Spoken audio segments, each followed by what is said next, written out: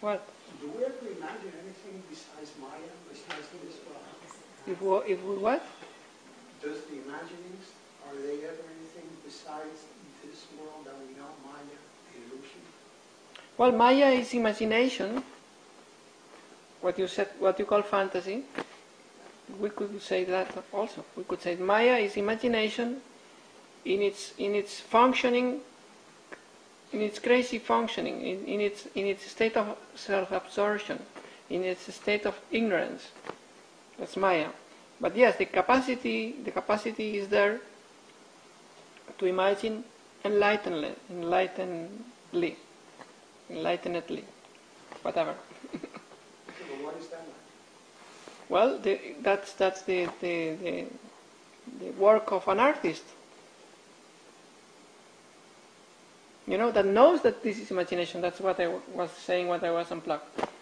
If you distinguish, you know that this is imagination, and you're free from this version of reality, because you know it's just a superimposition. It's the snake seen on top of the cord, or rope. See? When you can see that this is a projection, a superimposition, subjective, product of your imagination power, then you're free from this, because your imagination is way beyond, transcends this version of the unlimited. This formulation, this form, this expression of the formless, you're beyond. You see that this is just one of them. Could be another, could be another. What a fly sees is another. What a slug sees is another version. What an elephant sees is just another. You get what I'm saying? So depending the apparatus of perception, brain, senses, etc., and your conditioned mind, thought capacity, you have one version of the reality. What we call manifestation, one version.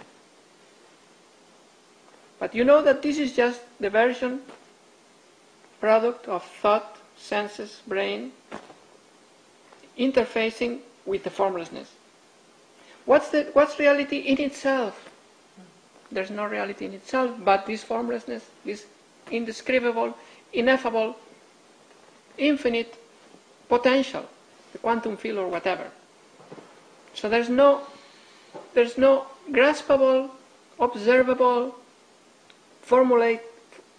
able to be formulated ultimate reality. It is there, the ultimate reality, but cannot be grasped, formulated, or seen anywhere in itself. Because anything we see, perceive, is already the interface with the perception, with thought. And I put the case of the senses and the brain, but this is false also. There's no senses, no brain. There's only thought. Because senses and brain are product of the thought already. You see that? So, different patterns of thinking, which are the content of imagination, create different versions of reality that are all relative and false and provisional. On top, superimposed, projected on top of the rope, which is formlessness, infinite, vastness, indescribable, ineffable. That's the ultimate reality that nobody can touch, but that we can realize as that's the case.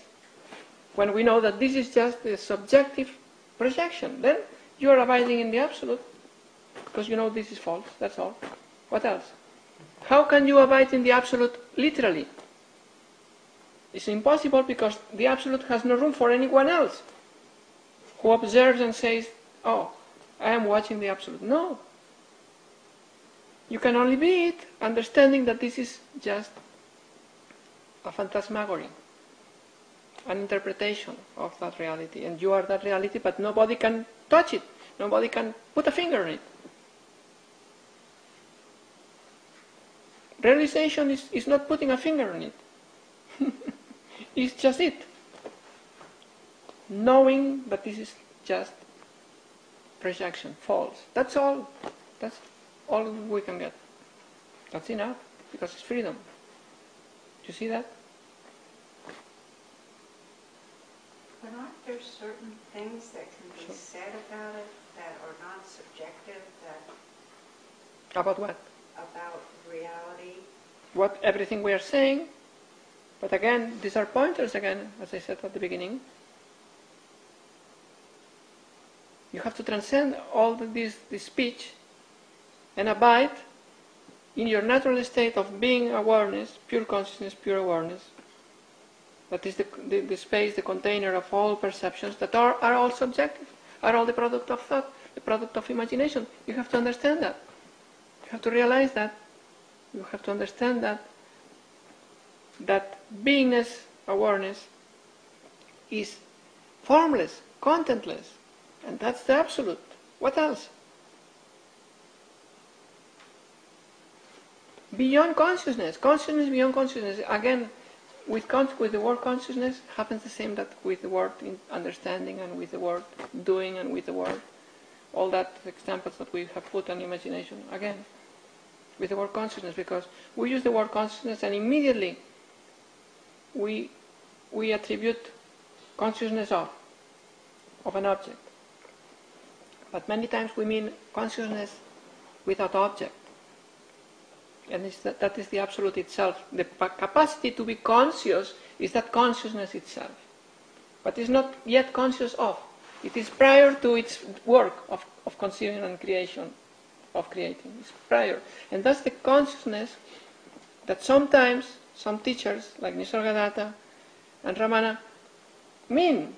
And sometimes they use the same word, consciousness, to mean the consciousness of, the dual consciousness, the dualistic consciousness that relates to objects. So it's confusing, but you have to understand. Be flexible, understand. Beyond these different uses of the same words. Same happens with understanding, same happens with imagination.